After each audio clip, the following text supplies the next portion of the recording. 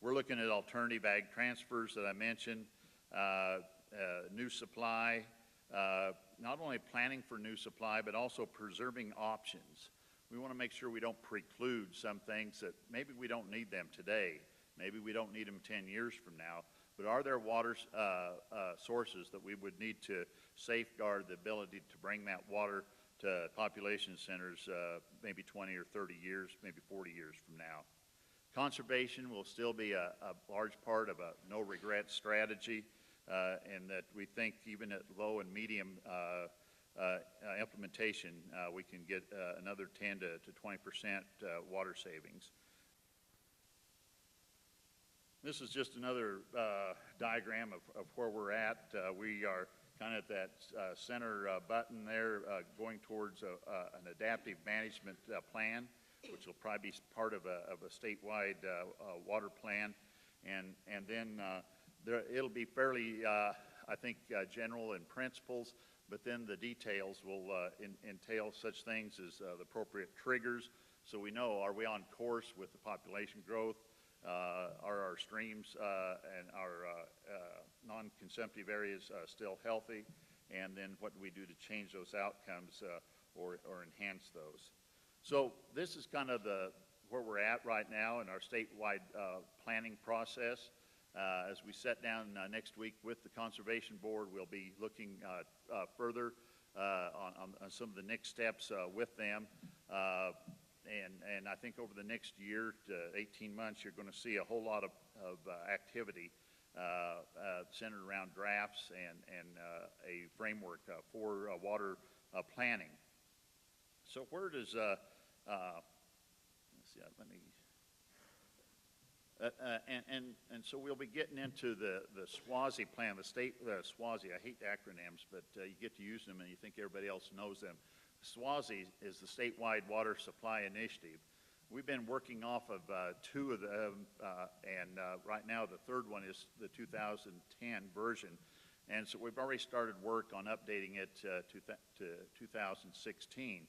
And as we look through it, and I'll talk to you here in just a moment about some of the energy aspects that we've been considering with water, but we really think we're going to need to enhance it even more because of the strong relationship of energy development and the energy-water nexus.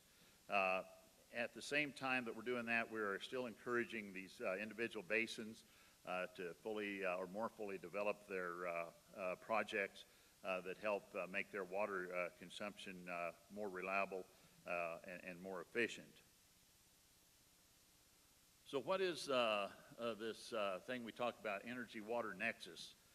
It really boils down to two very simple things in a lot of ways, is what are the water needs for energy supply, and then what are the energy needs for our water supply.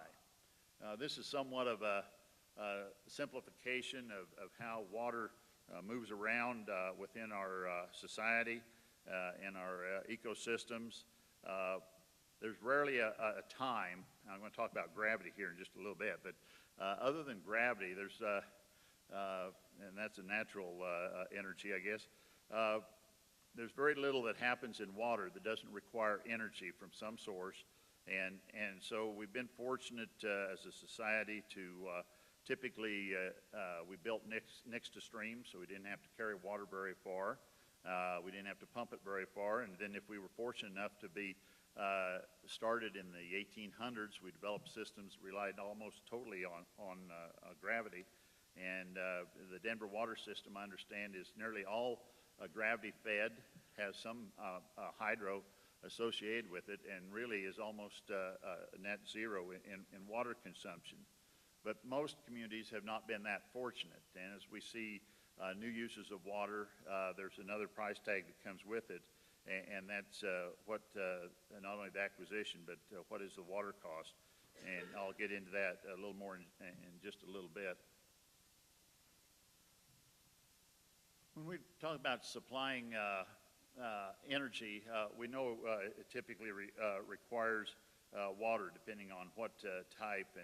And the presentations this morning, talked about the fossil fuels, about the renewables. And I want to just make a few comments about the energy extraction and energy production. We realize that coal is probably the largest consumer on a kilowatt basis of water resources, not only from the development, extraction, transportation of the coal, but then to the point it goes to the coal plant, and especially in the cooling that is required. Natural gas uses somewhat less, and then when we look at some of the technologies that are available for cooling, that's where natural gas certainly has an advantage. With some of the dry cooling technology, we don't have to use as much water in cooling down those gas plants. As we look at some of the renewables, and I'm going to come back up to that other section in just a minute. As we look at some of the renewals, you'll find that I'm a fan of wind energy. Once the concrete's dried, you're pretty much done using water in the development of wind energy. I had read some of the literature that some people have to wash the blades, but I have yet to see anybody out washing a blade on a turbine. And so they must be in a lot dirtier climate than we are. But anyway, it's probably because we're so arid and we get so little rain to carry some of the pollutants to the blades. Solar, again, there's an interesting proposal over in the San Luis Valley for a solar development project. It's concentrated solar, in which they are going to, I think, occupy around 3,000 to 6,000 acres of land with this concentrated mirror system. And they will actually dry up the irrigated circles that are overlying that land at this point. And it's not often you say this is a good thing, but it is because of the pumping issues in the San Luis Valley, of pumping more water than is being replaced. They have to come to grips with developing a balance in their water consumption over there from wells. And so it's been positive. At least I believe it's in Saguache County. The commissioners there have approved this, given their 1041 approval at this point, to dry up about the equivalent of 6,000 acre feet of water. They will still retain about 150 acre feet of water, just a small amount of what they're going to be stopping the pumping on in order to wash the mirrors.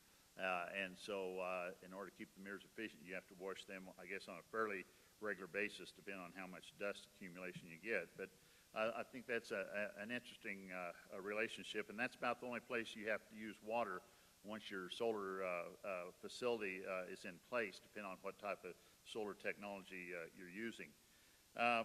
Let me back up just a little bit here on some of the extraction and production. The refining and processing part of energy takes a lot of water, and it really depends on what you're doing, whether you're refining gasoline or diesel, or if you're refining even ethanol. And it really depends on what you're doing, whether you're refining gasoline or diesel, or if you're refining even ethanol. It takes a certain amount of water, and it's interesting how the technology has improved this considerably over the last couple of decades. In the case of ethanol, and there's people in the audience I know that can answer these and probably have more accurate information, but we're down to 2.5 to 3 gallons of water consumed in the processing part of ethanol. Probably true in some of the more modern and more efficient gasoline refineries. But it still points out that you have to have a water source to make some of these energy products. I'm often reminded, how many of you have been around and remember the debate we had over the coal slurry pipelines? I'm sure glad those didn't happen, because we would have been shipping a lot of water potentially out of the state, and I don't think there was a great remedy for bringing that back. And so it's interesting how sometimes water and the cost of water, which was a prime factor in deciding not to do that, can change the decision making at the time. Back up to that top bullet there. In Colorado right now, there's certainly a lot of discussion about the amount of water used in fracking, and let me jump to that slide. and talk about, and then I'll come back to produced water here in just a moment. As we look at this top graph in blue, we look at our overall water diversions in Colorado. We're diverting a little over 16 million acre feet of water annually in Colorado. And diversions, when we pump it out of the ground or we take it out of the river, that's counted as a diversion. And most of that, about 85%, goes to agriculture for different types of food production. About 7 or 8% goes to our municipal and then industrial uses. And that's what you take out of the tap each morning or brew your coffee with. And then all other uses end up being about 1.2 million acre feet a year out of that 16 million acre feet. So when we take a look at just that part, that all other uses, dropping down to this other level here, of that, this is the amount that ends up in hydraulic fracking at this time. Right now it's estimated by the state engineer's office that we're using about 14,000 acre feet of water each year in Colorado for the hydraulic fracking industry. It draws a lot of attention for a number of other issues, but the total amount of water is really not that big as you would think. And out of that fracking, there's a new industry being developed, and I'll talk about that a little bit also with the produced water, and that's the recycling and the water treatment. I've had several presentations over the last year of different folks that have developed different technologies of being able to take fracking fluids and recycle them and then reuse them. And I think that's the state of the art that the industry is headed towards right now. The silver lining I see in that, as I've visited with some of these folks, is the technologies are developing. They're not inexpensive, but the cost is coming down. And I believe in the future some of that same technology may have application into the municipal water treatment system and eliminate some of the other issues that we see around environmental concerns on water treatment. So we expect to see the fracking amount of water increase demand, but probably not over 20,000 acre feet over the next per year over the foreseeable future, and that's well, that's a lot of water in some ways. In the whole scheme of 16 million acre feet that we divert each year, where the issue comes up a lot of times on water supply side is much of this water is coming from small municipal providers, typically in northern Colorado. And it's been an economic boom for some of them because they're getting extremely good prices for that water, and it's helped their budget.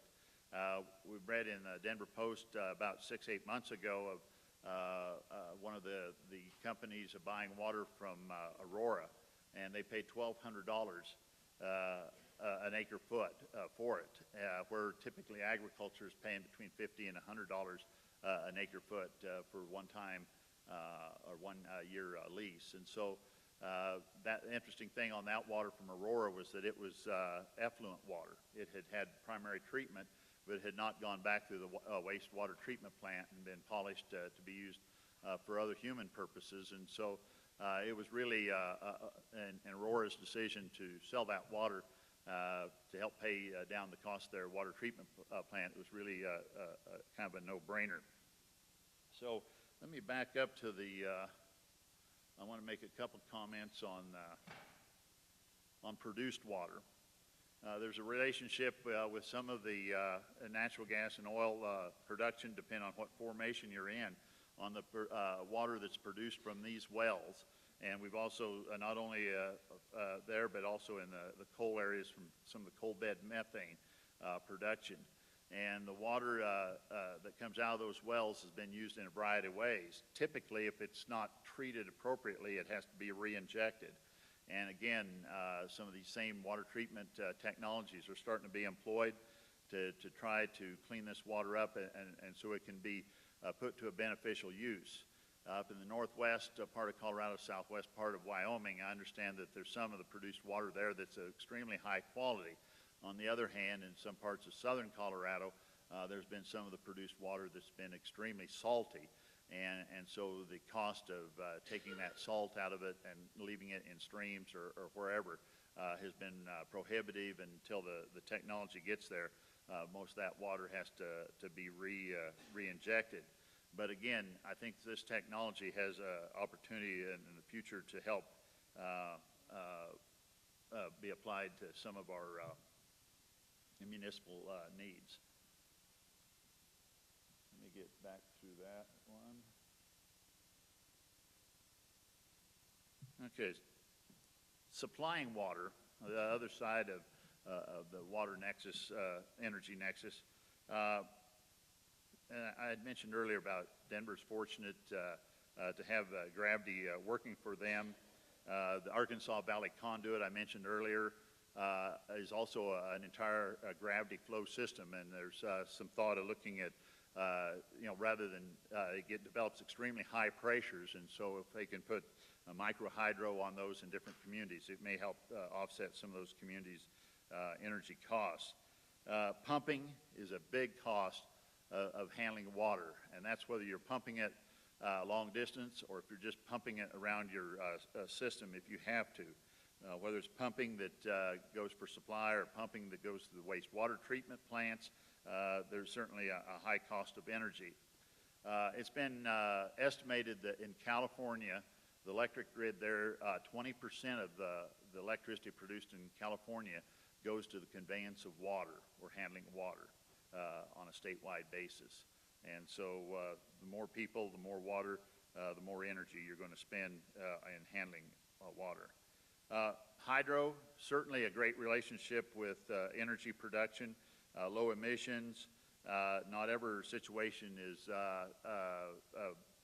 can work on hydro, although we see a number of agriculturalists that are starting to use some of their gravity flow water systems to run micro hydro type of generators to supplement their REA or other water needs. And then, of course, the end users of water use water, whether it's in manufacturing, and our largest end user of water in Colorado, of course, is agriculture. And in some areas, there's very little energy once you can take it out of the ditch by gravity flow. And in other cases, such as the San Luis Valley and the Republican River Valley out in northeastern Colorado, the cost of pumping is certainly a major factor in any kind of agriculture production. About 2 decades ago, a lot of irrigation was abandoned in the panhandle of Texas because the Ogallala aquifer there had dropped to levels that it was cost prohibitive to pump that water out. And so as a result, they stopped irrigating. With the increase of commodity prices, why they've gone back to irrigating. I'm starting to run out of time, about 5 minutes, and let me really run quickly through a couple of these graphs on what our statewide water supply initiative has looked at on our energy supply, water supply needs as it relates to energy. At this time, we're using about 70,000 acre-foot on an annual basis of water. It's diverted for primarily thermoelectric production. Primarily goes to the cooling aspect of that technology, and we expect that to grow as populations grow. And then one of the unknown factors we've had is oil shale development, and again, that's been very technology related, because some of the initial technologies indicated they would use a lot of water and a lot of electricity. And since then, we've had a couple of the major oil companies abandon their conditional water rights because they're going to go either other technology or perhaps abandon oil shale altogether.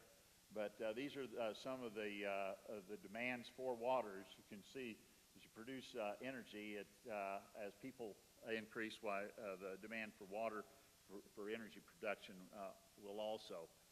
I think I've talked about most of this, but in water treatment, as I talk to water treatment people, they tell me that you depend on which technology you use. You have to do a lot of pumping, but if you start forcing water through a membrane, it takes a lot of energy. And so with some of our improved reverse osmosis systems, it'll still take more energy than ever before, depending on how dirty your water might be. The brine issue with reverse osmosis is another environmental quality thing that should concern all of us. This is a slide here that talks about, this is a very high level. The Colorado Water Conservation Board folks took a look at the cost of some of these pump back type of projects. Pump back projects being those that would bring water from Western Slope, Flaming Gorge, or maybe out of Arkansas, and what the cost would be. And so these are the relative costs of conveyance of getting the water here, but the blue bars represent the amount of energy it would take to treat the water.